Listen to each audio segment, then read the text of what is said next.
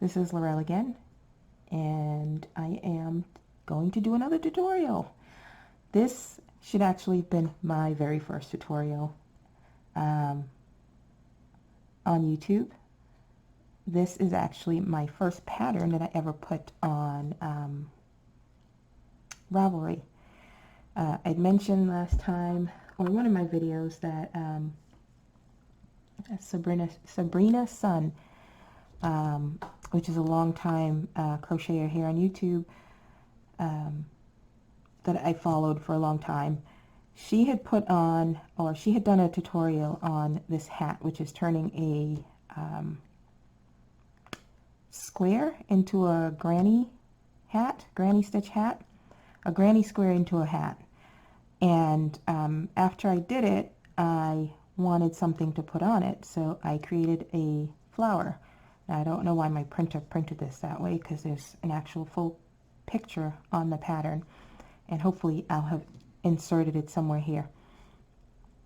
But anyway, it's got cluster stitch in the middle, which is one of my favorite stitches. I just love the look of it. There's something soft and vintagey, but modern at the same time about it. I don't know. I like it a lot. Anyway, I did the hat, and I put the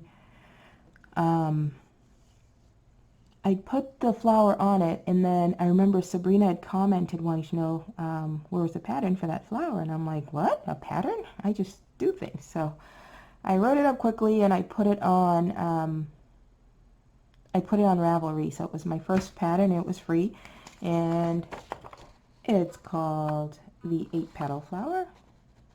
Doesn't have to be 8 petals. Could be however many you want, but I did mine. This is the way I did mine. It's done in 2 colors of yarn, just to really show off the you know, the cluster stitch in the middle, and then you can put whatever petal. So you can do whatever combination that you like. I'm just going to use scrap yarn. So this is not showing up true to color. This is a greeny, teal, turquoisey, really vibrant color of Big Twist Premium. And this is just some Stitch Studio Classic. All right, and here you can see, well, my printer wasn't behaving, but this is, of course, it's not going to focus either, what it looks like. I'll put in pictures in 2 colors. So it's not in my normal formatting or anything like that, because I didn't have a normal formatting back then. I just quickly wrote it up. So this is what it looks like in 1 color. I actually did this last night because I was working on something else and I had leftover yarn. And like I said, leftover yarn, I always either, if it's really small amount, I really always do a flower. So you're going to need hook of choice, the hook that matches the yarn, tapestry needle, and scissors. Okay, so we're going to start in the pattern. I said use the magic loop or the magic ring, or if you don't like that, and sorry for the shaking, I'm on my kitchen table this time and the tripod is really close to me, so you might see some bumping. So you can either use the magic loop or the magic ring, or chain 5 and slip stitch to form a ring. I am a huge proponent of the magic loop, so whichever way gets you to that starting ring. And let me just pull out some yarn, otherwise you will see this flying around you. Okay, so you start off the directions, and this is before I really knew how to do the beginning, the chainless double crochet. So my pattern says chain 2 and do a double crochet 2 together, which is you do half of the double crochet, you start the next one, you do half of that, and then you have 3 loops on the hook, and then you pull through all and you close it. and then you chain 2.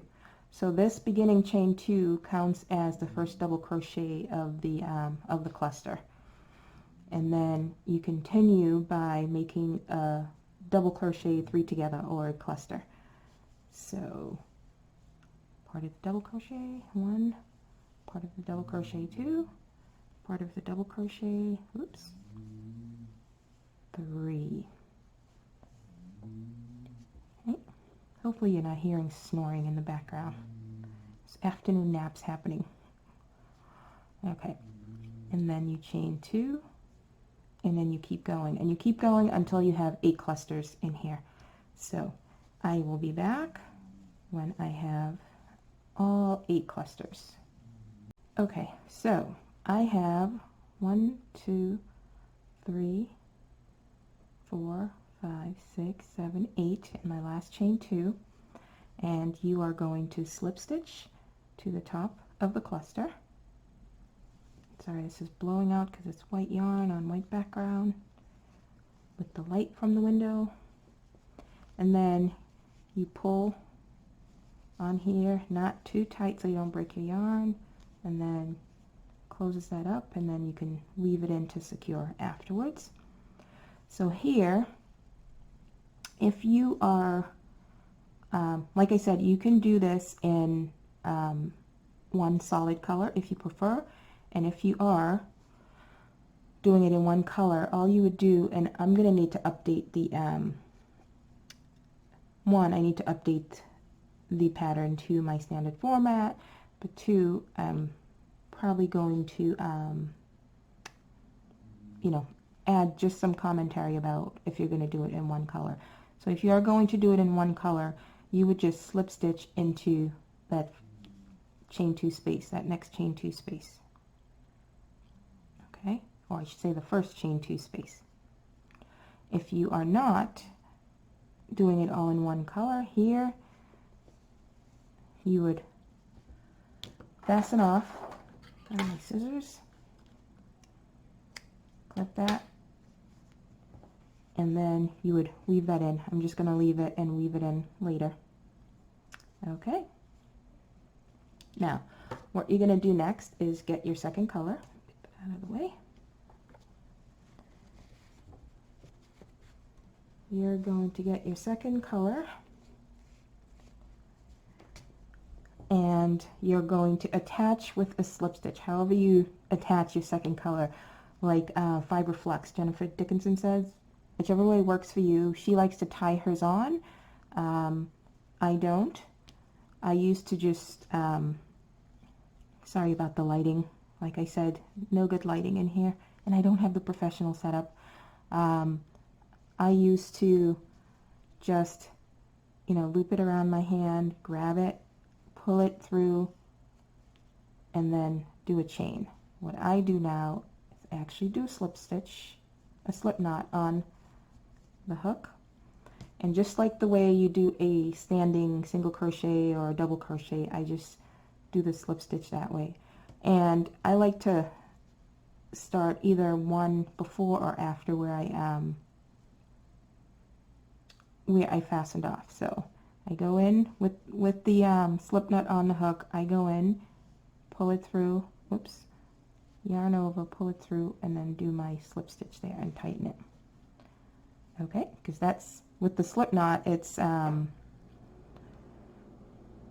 might have heard my fridge kick on. It's secure, so that's not going to slip off. Okay, chain 3,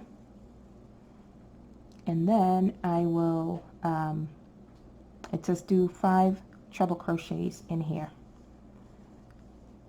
So we all know how to do treble crochet, plenty of tutorials on good old YouTube University.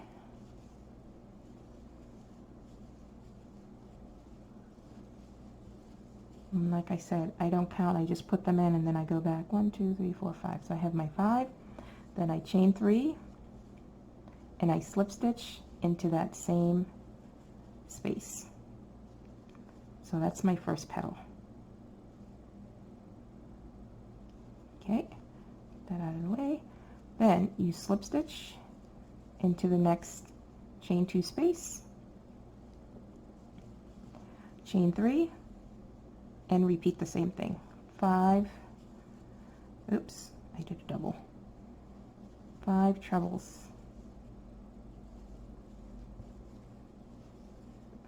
and I'm so used to doing double crochet, which is my favorite stitch, that I do it without thinking.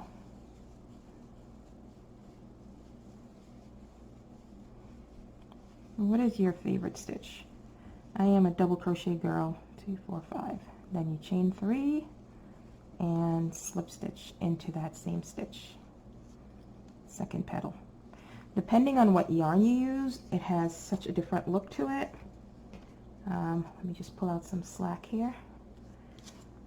I've done it in super bulky yarn. I've done it, you can do it in whatever weight of yarn. It'll just obviously come out a lot smaller. It'll look different depending on the texture of the yarn. Why do you never focus for me? Hold on.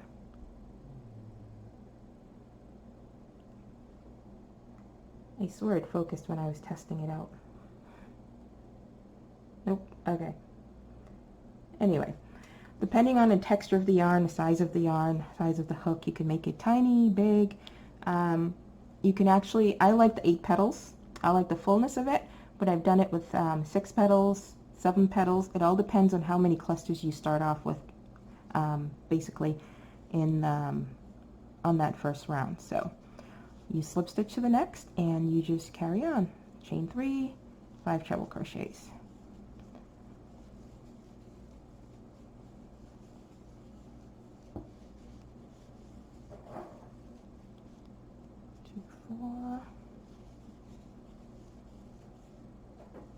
Oh, look. Got a little bit of me in there. 1, 2, 3. I actually hate that when I find my hair in my crochet. I don't know why. Okay, so this is where we are so far. And it'll naturally curl any way it wants, and I think that's the beauty of it, because you know, no flower is perfect, no flowers, 2 flowers are the same. You know, some of them grow at different sizes. Doesn't matter, and I think that's what makes it unique, and that's what, you don't go for perfection. Perfection's boring, I think. So, keep going, and I will meet you at the end. Oh, okay, so the other thing, I do 5 treble crochets in the space. You don't have to do 5 treble crochets. You can do a lot more. You can alternate. You can do 5 treble crochets in one, 6 or 7 in the next one, and alternate, and you'll get a different look. I've done that too, and you can see how, let me do the chain 3, and you can see how it would look next to the regular. So it gives it a fuller look if that's what you're going for, and then once there's so much of them in there, it'll scrunch up a little on itself and give you that like little wavy look. Play with it, do whatever you like, but I just went a little rogue here. I'm gonna stick to the 5 because for this purpose I would like to try to follow my own directions, because I always change things around. Alright, I'll see you at the end. Okay, so I've done my last petal. I'm doing the last chain 3, slip stitching. Okay, so if I were to just fasten off here, you would get this little gap. So again, what I do, and this is one of the things I like to do, pull up a little, I take off the hook, I go in from the back, insert into that first, into the first chain 2, put the loop back on the hook, tug a bit on the working yarn, pull that through, and see how you pull it, and it closes that gap up real nice. Otherwise you would have been left with that space, but give it a good tug. Do a chain 1 to secure after you have it nice and tugged. and you would never know.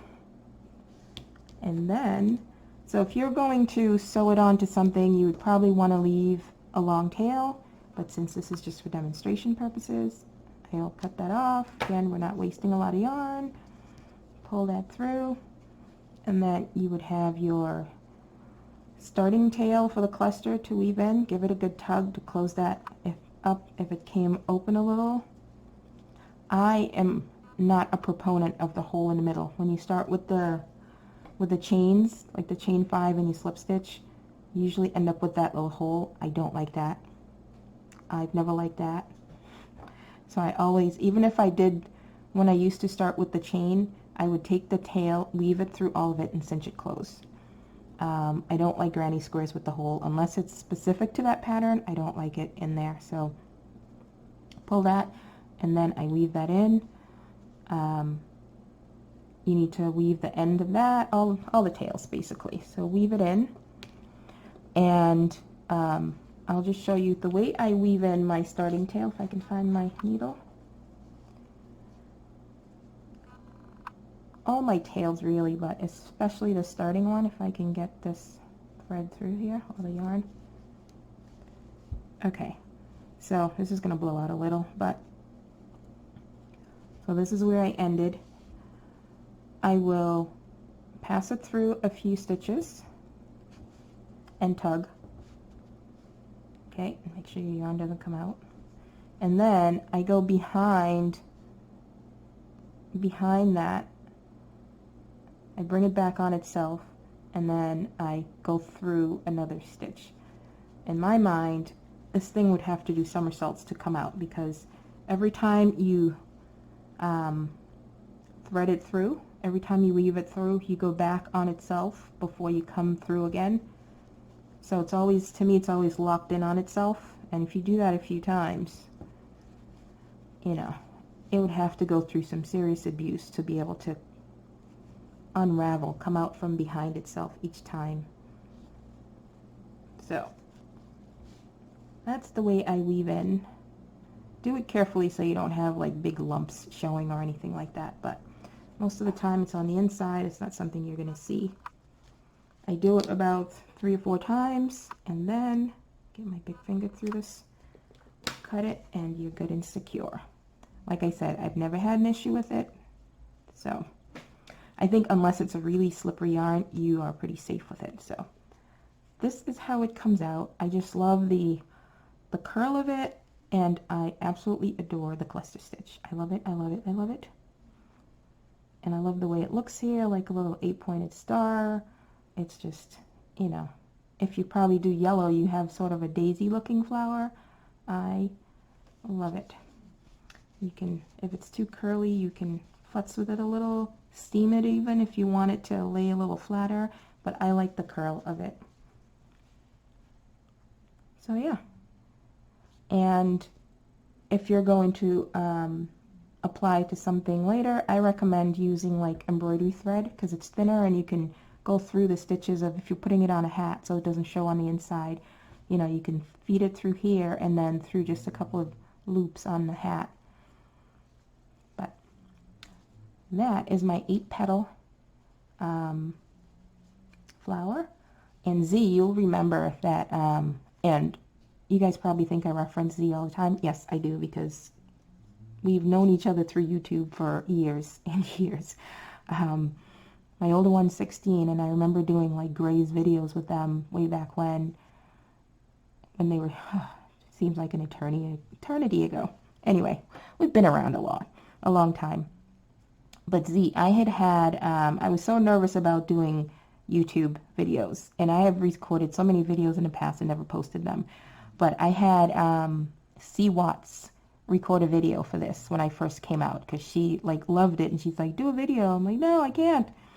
So, plus I had like no setup to do it anyway, no camera or anything like that. So, I only had my phone, and I wasn't anywhere near tech savvy now.